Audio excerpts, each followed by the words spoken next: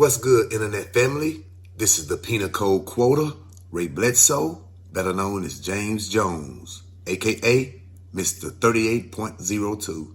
What crime do you suspect suspect me of committing? The only crime that I have right now is y'all failure to identify. Okay, 38.02, failure to identify. That's right. I'm the one quoted the 38.02 Penal Code, which is number 1 on Bledsoe 10 Commandments. You should Google that. And before we get started, I'd like to state for the record, I am not a lawyer. I am not giving legal advice. Go to Google, type in what is the difference between study of law versus practice of law. And it clearly states, while the study of law is about rights, duties, rights and wrongs, meaning how is you going to know what your rights are? How is you going to know what your duties are? How is you going to know what's right and what's wrong if you don't study the law? You have to study so you can know the rules. I am not giving legal advice. I am simply sharing my experiences, things that I've been through, things that I've learned, and things that I'm going through. And what is going on right now is we're leaving God out of the equation. See, before I was quoting penal codes, I was reciting Bible scriptures. And here's one of my favorites. Hosea chapter 4, verse 6. My people are destroyed for lack of knowledge. Because thou hast rejected knowledge, I will also reject thee, that thou shalt be no priest to me. Seeing thou hast forgotten the law of thy God, I will also forget thy children. See, that's why people don't really be reading the Bible, because they don't quite grasp it. They don't be understanding what it means. You know what I'm saying? Sometimes I'm going to break it down for you. It said, my people are destroyed for lack of knowledge. Lack of knowledge mean not knowing. So it's a specific group of people that's getting treated real bad because they know that we don't know. See, they think they used to people being scared. You hear me? Black folks couldn't be able to read and write. They say we couldn't read and write. Now you can read and write. Now we educating them. Before I go any further, I'd like to apologize to my European brothers and sisters, the ones that are standing in righteousness. Because due to my ignorance, I grew up thinking that it was the white man against the black man. Like I said, that was my ignorance. But I've grown to learn that it is the knowing against the not knowing. It just so happened to be a very, very large amount of the so-called black people who don't know. See, when you don't have bail money, when you don't have lawyer money, you better learn the rules to the game. Because you won't be able to handle me like you handle the other ones. Because I'm on top of my game. I know you see the gold teeth, the tattoos, and immediately think I'm another plain, normal, regular black guy. No, player, wrong one. But let me educate you guys today. May the 1st, 2019, I posted this video of me quoting Texas Penal Code 38.02 to the 2 police officers. Those police officers don't even know why they was even sent to my home in the first place. But peep this, them officers being in that yard on that day was no accident. See, this is ongoing harassment that I have been recording and documenting for my records ever since the stop in the city of Lott, Texas, which occurred February the 21st, 2018. What was the reason for the stop? The reason for the stop was a 63 and a 55, and they don't have a rear license plate. And to really be honest, they done got a little bold with it now. They don't even put it in books anymore. They've been hitting us with paragraphs here lately. That's right. Go and get your Social Security card. Turn it over on the back. Read the first paragraph on the back of your Social Security card. That's right, the first paragraph. They're not even trying to hide it from us. They just that confidence, knowing we're not going to read nothing. Some people live their whole lives believing that the Social Security card belongs to them, when it clearly states on the back that the card belongs to the Social Security Administration Department and you must return it to them if they ask for it, meaning it don't belong to you. But why did you think it belonged to you? Because those ahead of you passed that information down to you and hadn't read anything for themselves. See, if great grandmama didn't know, she couldn't teach grandmama. If grandmama didn't know, she couldn't teach mama. That explains why come we the age we is and we don't know. If we don't know, we can't share the information with our kids. Hosea chapter 4 verse 6. Seeing that has forgotten the law of thy God, I will also forget thy children. Because we go off of information that have been handed down to us. I say handed down to us. Out of 10 things that you like to eat in your kitchen, it's what your mother used to cook. That macaroni and cheese, that fried chicken and pork chops, them oxtail, whatever it like, chitlins, hog maw, hog head cheese, whatever it is that oyster slide down your throat, whatever it is that you have the taste for, it's what your parents used to prepare for you. So that acquired taste was handed down to you, inherited to you. That's y'all tradition. That's what it was handed to you. No one read anything in the book, out the book, for themselves. It was handed down to them that this is the way things supposed to go. No one read for themselves. Imagine the superstition home, thinking you can knock on some wood and that's going to change something. Oh, let me knock on wood. They think they can get some salt and throw it over their shoulder. You hear me? That's going to make something. Hey, don't go that way. That black cat just crossed it. Hey, don't sweep it with that broom. See, when you raised in a superstitious home, those things are handed down. Ain't nobody read none out no book for themselves. I'm just giving you an examples on how things have been handed down to us and no one have read anything for themselves. Well, Jesus was able to turn water into wine. Jesus was able to raise the dead. Jesus was able to make the blind people who was unable to see things clearly, they was able to see things a little more clearly. Well, me, I can't perform no miracles. I can't make no water turn into wine. All I have is the internet to allow you to go and Google and look these things up for yourself. And what I'm telling you is 38.02. Baby, come here. Can I Google and show you guys? Go ahead and Google. Okay, I'm finna show you guys. My people are destroyed for lack of knowledge. Let me remind you all that this Lot, Texas stop was February the 21st, 2018. The Lot, Texas speeding stop happened before this 38.02 Texas Penal Code. I quoted Texas Transportation Code 201.904 pertaining to the speed signs is for commercial vehicles only. This is the reason I be telling y'all, don't try this if you don't know the proper steps need to be taken. Because I quoted that penal code to that police officer and he called 8 more cars to the scene. We weren't going to try to get him out. We wanted more units here. They done an illegal drug search of my mother's vehicle. He called the district attorney, Jody Gillum, 3 times. And they took me to jail and placed me in a padded cell 2 days for nothing. I told him he was crazy for doing this, and since he caused all this ruckus, he was exercising his rights. I was going to exercise mine. You will be really surprised about what the officers say about you on the body camera footage.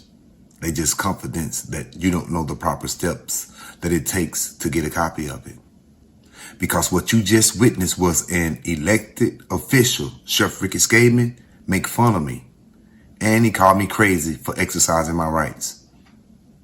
Because they know it's a group of people who don't know their rights.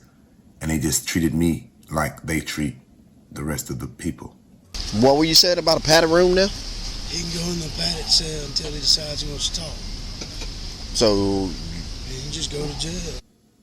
I demanded a jury trial because I knew Texas Transportation Code subsection 201.904 pertaining to the speed signs. It clearly states the department shall erect, and when they say department, they're talking about the Department of Transportation. The Department of Transportation is the department that take care of the roads, the bridges, the signs. You know what I'm saying? Okay, well, the department shall erect and maintain on the highways and roads of this state appropriate signs that show the maximum lawful speed for commercial motor vehicles. Well, go to your automobile glove compartment, get your registration out, look on vehicle classification, and look and see what your vehicle is classified as. Your vehicle classification is passenger, not commercial. PASS is short for passenger. If you have an SUV, it's going to say PASSTRK, passenger truck. And if you have a truck, it's going to say truck, passenger. Passenger is because it is your private conveyance, not commercial. But if you look down lower on the registration, right above the sticker that you peel off, there's a sentence that says, this receipt is to be carried in all commercial vehicles. So you take that sticker off, put it on your windshield, and you put that paper in your glove compartment. That's why the police officers pull up. They ask for driver license and registration, because you have just registered your private conveyance into their commercial game that they're playing on the people who fail to read for themselves. Well, as you can see, I chose to educate myself. That's why I came up with Bledsoe 10 Commandments. I came up with the top 10 reasons I felt the police officers would bother me for. And as you can see, 2 of them is dead on. As Bledsoe 10 Commandments, the second one says, the department shall erect and maintain on the highways and roads of this state appropriate signs that show the maximum lawful speed for commercial motor vehicles. Get a dictionary and look up the word commercial.